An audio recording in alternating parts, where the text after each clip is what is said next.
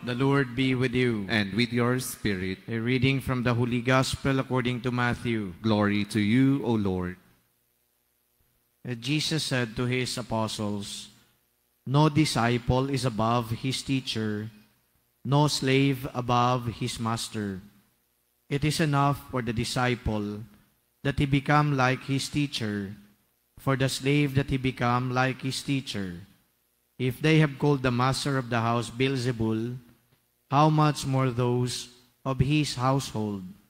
Therefore, do not be afraid of them. Nothing is concealed that will not be revealed, nor secret that will not be known. What I say to you in the darkness, speak in the light. What you hear whispered, proclaim on the housetops. And do not be afraid of those who kill the body, but cannot kill the soul.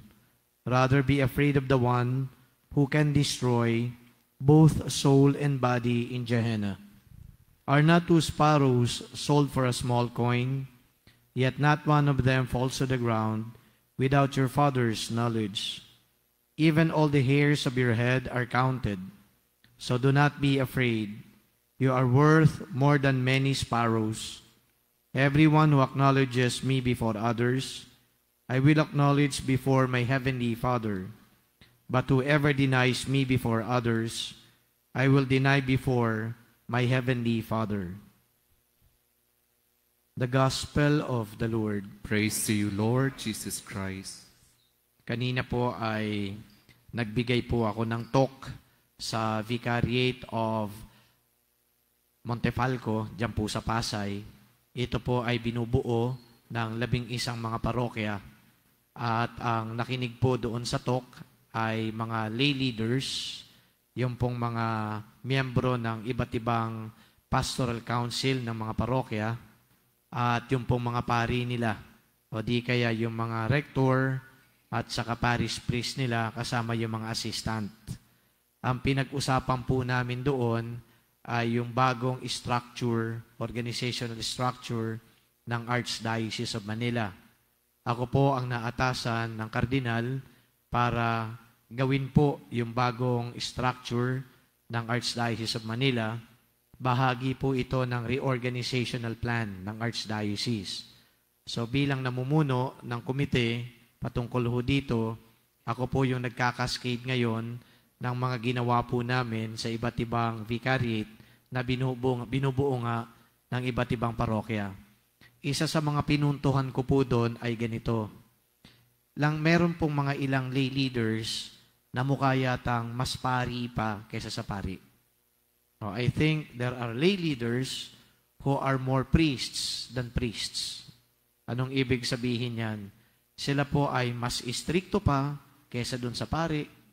Sila po ay mas hindi pa tolerant sa mga kasamahan nila na naglilingkod kaysa sa pari. So, ibig sabihin parang hinigitan pa nila yung mga dapat na ginagawa ng pari. They are stricter, they are not more tolerant, and they are more, palapuna ng mga kapwa nila lingkod. Samantalang yung pari ay ine-exercise niya yung prudence, nagiging mas maunawain, o di kaya mas malumanay. Ganun ho. Alam niyo yung reaction ng mga nakikinig ng mga lay leaders, nagtatawanan sila at nagko-comment sila, totoo po yun, totoo yun. So among themselves, nire-recognize sila na meron nga talagang mga lay leaders na tila baga mas pari pa kesa sa pari. Ano naman ho ang relevance ng binanggit ko na yan sa gospel?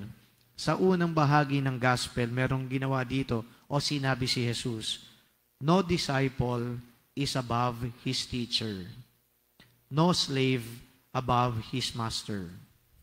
Malayo man po siguro yung parallelism, but if we're going to reflect on it, parang ganun na rin po yung nangyayari sa parokya.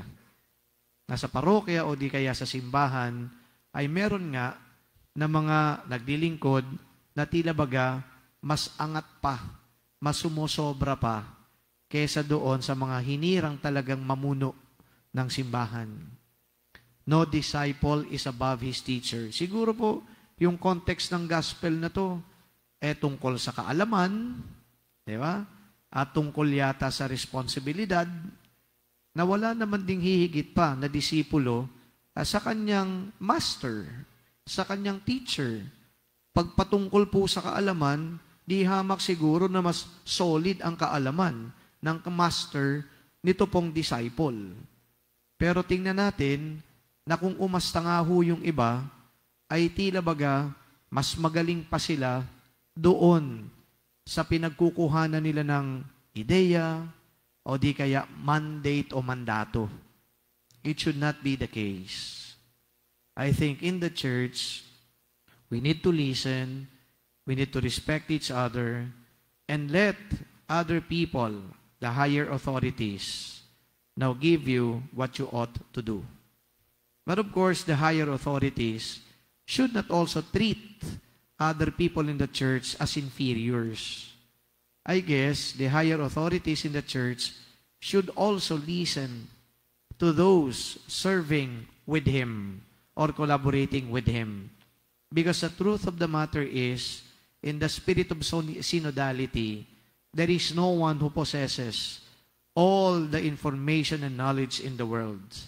I guess we need to exercise sharing of experiences, sharing of knowledge, sharing of expertise. At hindi pwede na yung pong isang lay leader ang nagpapakita pa na siyang pinakamagaling sa lahat. We should not do that. And then, meron din binanggit po dito sa banal na ebanghelyo that nothing concealed that will not be revealed. Ulitin ko po, nothing concealed that will not be revealed. Sabi ko po doon kanina sa conference o meeting ng mga lay leaders at mga parish priest, alam ninyo, kapag kayo ay nagtitipon-tipon, ang pinag-uusapan ninyo ng mga lay leaders ay yung pong mga nangyayari sa simbahan. At sentro ng pag-uusap ninyo ay yung pari. Alam ninyo kung anong naging reaksyon. Tawanan na naman sila. At sinabi ulit, totoo yan, Father, totoo yan. Lay leaders ito. Ang pinag-uusapan nila, yung pari. Ang pinagchichismisa nila, yung pari. Pero itong maganda, nung sinabi dito, nothing is concealed that will not be revealed. Ang ibig sabihin, kapag nag-uusap-usap yung mga lay leaders, atin-atin na lang to Huwag nyo nang sasabihin huwag nyo nang pagkakalata. Pero ang hindi ninyo alam, lahat ng mga pinag-uusapan ninyo na kayo-kayo lang, nakakarating sa akin yun. Nakakarating yun. Kaya tamang sinasabi, nothing is concealed that will not be revealed. Ngayon, kapag nakompronta halimbawa, yung mga nagsasalitang ganon, ando doon na yung denial. Hindi po totoo yan, Father. Pero kapag silang nag-uusap-usap, mga bida-bida, parang akala mo, alam nila ang lahat ng mga pangyayari. Parang akala mo, sila lang ang tama. Pag kinumpronta mo, wala naman ding mukhang mahirap. So please do not do that.